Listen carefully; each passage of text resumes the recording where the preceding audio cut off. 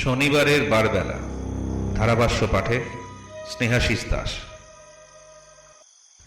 পাহাড়ের চার্চের অন্ধকার, দ্বিতীয় পর্ব। অর্জুন নিখোঁজ হওয়ার দুদিন পর রাহুল, অর্জুনেরই বন্ধু, সেই ভিডিওটি দেখল প্রথম থেকে শেষ পর্যন্ত। সেখানে সে খেয়াল করল ওই সাদা কাপড় পরা মেয়েটি তাকে বলছে, তুমি প্রার্থনা শেষ না করে চলে যাচ্ছ কেন? এই কথাটা রাহুলকে খুব স্ট্রাইক করেছিল। রাহুল বেসিক্যালি একজন খ্রিস্টান। রাহুলের ভালো নাম জন ক্রিস্টোফার ফার্নান্ডেজ। রাহুল ঠিক করলো সে ওই চার্চে যাবে এবং সেখানে গিয়ে প্রার্থনা শেষ করবে। সেই কথা মতো রাহুল বেরিয়ে পড়ল কালিম্পংয়ের সেই পাহাড়ে এবং পৌঁছে যখন যাবার জন্য প্রস্তুত হচ্ছিল তখন ওই পাহাড়ের লোকেরা বলেছিল, সন্ধ্যার পর ওখানে যেও না বাবু, সন্ধ্যার পর ওখানে যেও না। রাত 12টা, চারদিক অন্ধকার। রাহুল চার্চে ঢুকল। সে একটু ভয় পায়নি। সে চার্চে ঢুকে বলল, আমি প্রার্থনা শেষ করতে এসেছি। আমি তোমাদের জন্য আজ প্রার্থনা শেষ করতে এসেছি। হঠাৎ চার্চের ভেতর ঠান্ডা হাওয়া বইতে লাগলো। ক্রসের সামনে অর্জুন দাঁড়িয়ে, কালো চোখ, মুখে একটা অদ্ভুত হাসি।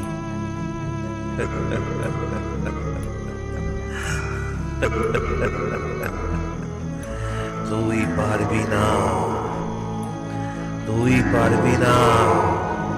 তখনই সাদা পোশাকের মেয়েটা সামনে এলো, কিন্তু এবার তার কণ্ঠে রাগ না, একটা গভীর দুঃখ। সে ফিসফিস করে বলল, আমরা কেউ প্রার্থনা শেষ করতে পারিনি। রাহুল বুঝতে পারল এটা কোনো শয়তানি না, এটা প্রার্থনার যন্ত্রণা। সে হাঁটু গেড়ে বসে পড়ল, চোখ বন্ধ করে বলল, যারা এখানে আটকে আছো, আজ তোমাদের প্রার্থনা আমি শেষ করছি। রাহুল প্রার্থনা শুরু করল। Father, I came before you with humble heart, seeking your divine intervention in their life. I believe in your power to perform miracles and boundless love you have for your children. I surrender my doubts and fears to you, knowing that nothing is impossible for you. Grant our faith to trust in your perfect timing and strength to persevere through challenges. May you miraculous touch bring healing, restoration and breakthrough in my situation. I submit myself to your will, knowing that you work all things together for my good, our good. Amen. ঠিক তখনই চারপাশের অন্ধকার যেন থমকে গেল। সাদা পোশাকের মেয়েটা ধীরে ধীরে সামনে এসে দাঁড়ালো। এইবার তার মুখটা পরিষ্কার দেখা গেল।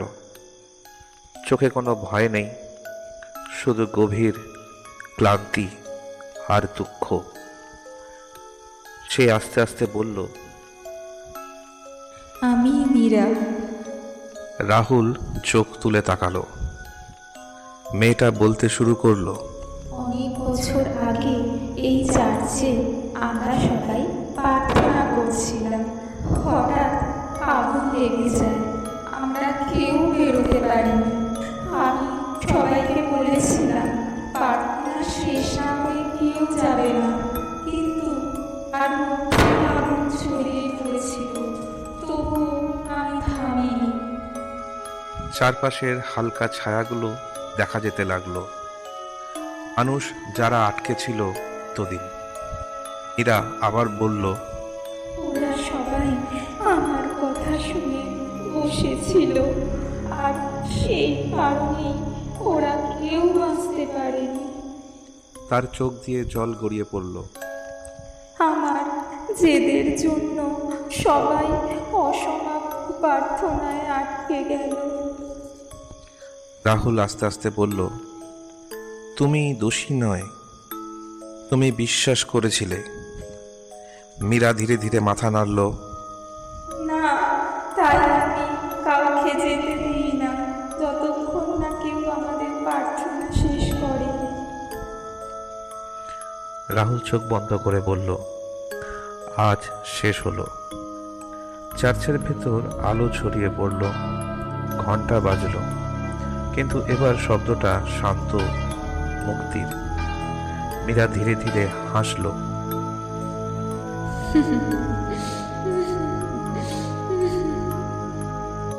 তার শরীরটা আস্তে আস্তে আলো হয়ে যেতে লাগলো।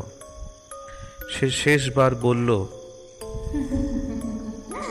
এবার তাহলে আমরা যেতে পারবো। অর্জুন মাটিতে লুটিয়ে পড়ল। রাহুল সঙ্গে সঙ্গে তার ব্যাগ থেকে জল বার করে অর্জুনের চোখে মুখে দিতেই সে ধীরে ধীরে চোখ খুলল। সব ছায়া একে একে মিলিয়ে গেল। চার্চের দরজা খুলে গেল, বাইরে ভোরের আলো। গ্রামের লোকেরা বলে সেই রাতের পর থেকে আর কোনো অদ্ভুত ঘটনা ঘটেনি। চার্চটা এখনো আছে, কিন্তু সেখানে ভয় আর নেই।